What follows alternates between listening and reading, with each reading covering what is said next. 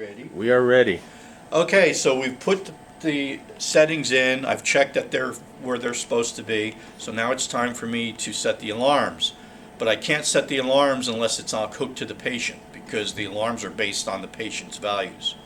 So it's time to adjust this and put it on the patient. So I take it off of the Tesla and I come over. In real life, there'd be another therapist bagging here, and you would say, "Okay, I'm ready." And he'd take the bag off, and then you would hook up to the patient.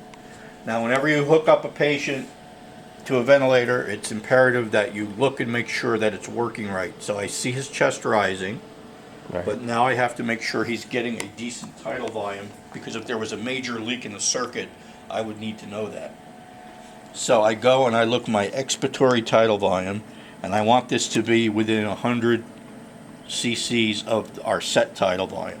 Our set tidal volume is 400, so I'm looking for a minimum of 300 coming back, and I've got 320, so that's fine. So that's within acceptable range. So that's really important. That's what every student has to tell me verbally that they've done that.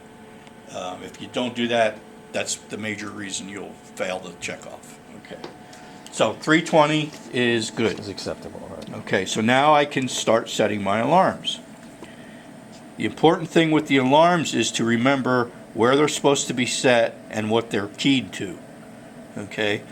So, and the best way to do them is to do them in order. Start here on the left, just like you read, and go across, and then do the second row.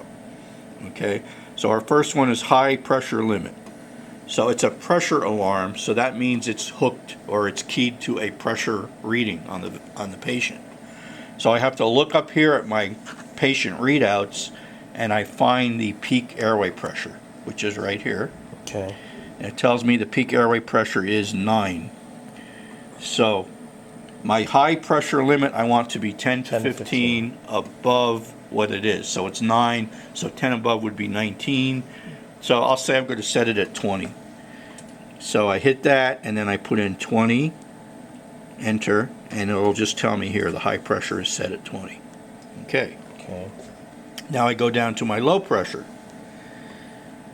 So if 9 is the high and I want to go 10 above, it would be 0. I can't go that low. The minimum that this machine will let you put in for a low pressure setting is 3. So we're going to set it at 3, enter. So now we've got high at 20 and low at 3. And our next alarm is low PEEP.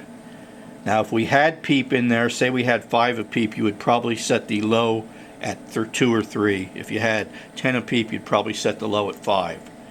But we've got 0, so we have to set it at 0 or it will continually alarm. So that's already checked at 0, but if it wasn't, I would just hit 0 and enter. Okay. So that's those two.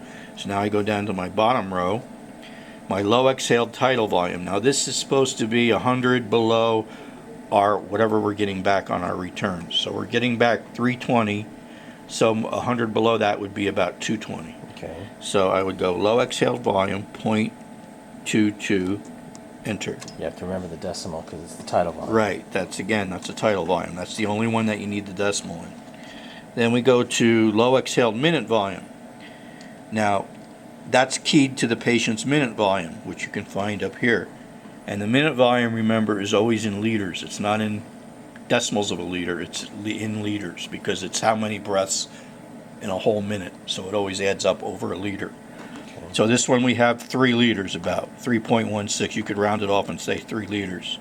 So we want our minute volume a liter under that actual minute volume, so I could set that at 2, enter, 2 liters. Right. And that's where that should be. And then our last alarm is high respiratory rate. I hit that. I look up here at my total respiratory rate, which is 10, because the dummy doesn't breathe. But if it was a real patient, this could be 10, and the set could be 10, and the actual rate could be 20 or 25. Okay. So look at your actual rate and go 10 above. So that would be 20. So high respiratory rate 20, enter. At this point, I've got all my alarms set, all my settings in. I'm ready to do my vent check. I have to make sure that the ventilator is not alarming while I do that. So I hit my alarm reset, look that there's no red lights going, everything is fine. Now I'm ready to do my vent check. All right.